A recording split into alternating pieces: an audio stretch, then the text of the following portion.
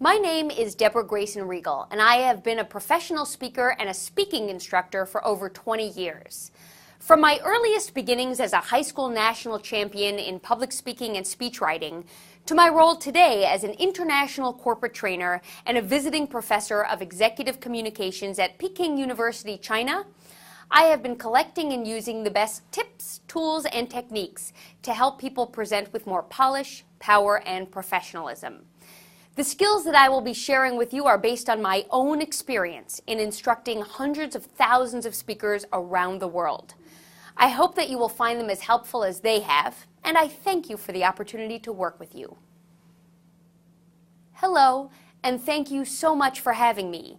I'm delighted to be here. What a beautiful day it is, and I'm so happy to be sharing it with all of you.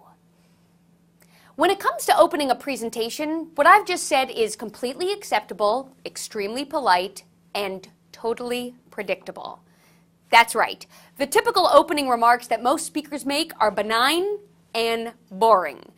They signal to the audience that what they are about to hear is nothing new or innovative or even interesting.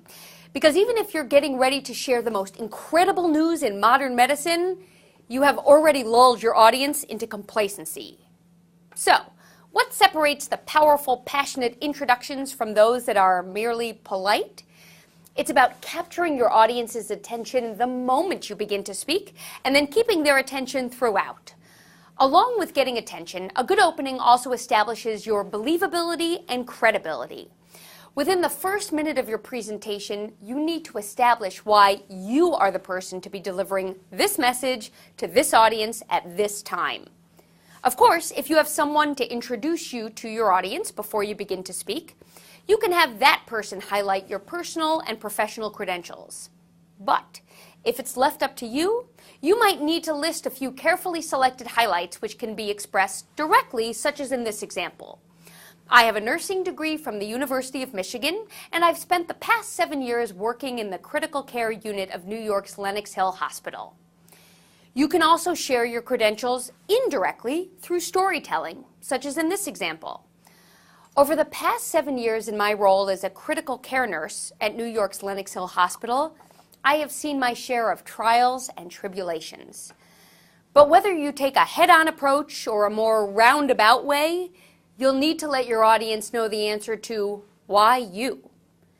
In addition to gaining attention and establishing credibility, your opening also needs to speak to the audience's WIFM. What'em?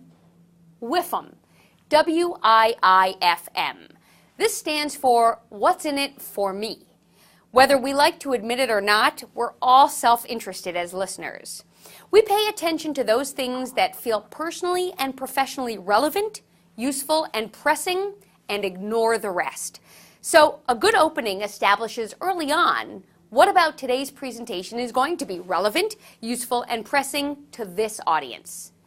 If the audience isn't compelled to care, they're going to be looking for their first opportunity to tune you out. And it's your job to get them interested and invested. When making an introduction, you'll want to consider how much time you have.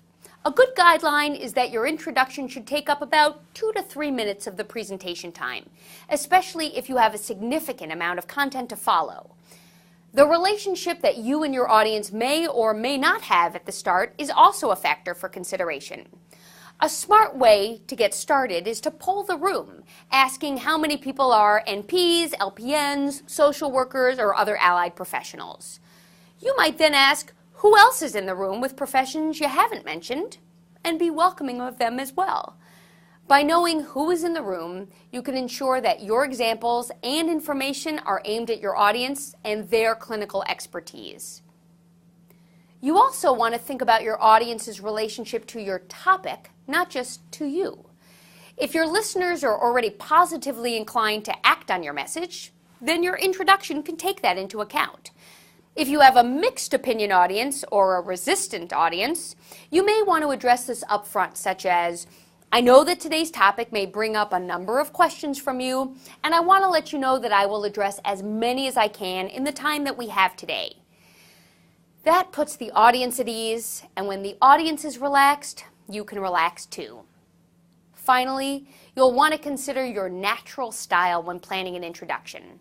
Here are some possible ways to start your presentation off on the right foot, no matter what the topic is. Ask a question, either one that calls for a response or a rhetorical one. Asking the audience a question forces them to start thinking. It's creating an opening that they want and need to fill. Use today's date. If you happen to be speaking on the anniversary of 9/11, you need to acknowledge it. If you happen to be speaking on the day before everyone is leaving for Thanksgiving vacation, you need to acknowledge it. When there's something generally known about today's date, your introduction provides an appropriate opportunity for you to address something that you and your audience share, which is exactly how you can build rapport. Well, I can tell you that setting high expectations at the beginning of your presentation is the key to establishing rapport, connection, and credibility with your audience. And once you get them rooting for you, the rest of your presentation will go a lot more smoothly. Of course, all good things must come to an end, and your conclusion is where you make sure that you have left your audience feeling positive and with a clear call to action. A great conclusion recaps the main points of your presentation, brings the topic to a natural, satisfying close, includes a call to action when appropriate, and lets the audience know once and for all that you and they are done.